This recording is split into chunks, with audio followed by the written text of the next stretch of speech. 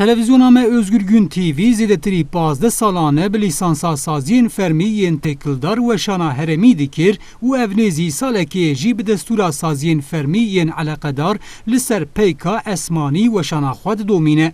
Ji ber pirsgirêkên teknîkî kanala me ji şeva 14 Sibatê heta êvara 19 Sibatê navberdabû weşana xwe ya li ser satelaytê.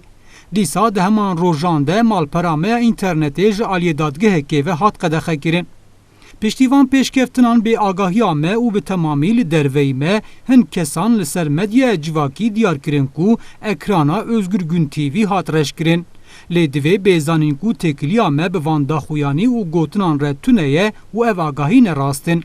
Xuya dike ku piştîvan parvekirinên li ser medyaya civakî hin rojnameyên nêzî desthilatdariyê ji xwe re wezîfe derxistin û bizanebûn televizyona me wek saziyeke derzavgonî nîşandan û bi ser navên ew kanal hat girtin nûçe weşandin.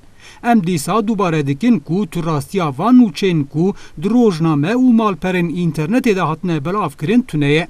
Televizyona me bê ku ji rastiyan tawîzê bide û li gorî rêgez û exlaqê weşangeriya gerdûnî weşana xwe didomîne. Tekane saziya berpirsyar a kontrola weşana me li jineya bilind a radyo û televizyonê rûdike. Ji xwe mafê tu rojnameyên nêzî desthilatariyê nîne ku derbarê naveroka weşana televizyona me de pîvanên hiqûqî û qanûnî diyar bike. Hêjayê gotinê ku têkiliya Özgür Gün TV bi tu rêxistinên nezagonî û partiyên siyasî re nîne. Lê wekî tê zanîn ku navenda televizyona me li Amedê û ji ber vê yekê jî weşana me derbarê herêmê de ye û bi taybetî jî bi zimanê Kurdî pêk tê.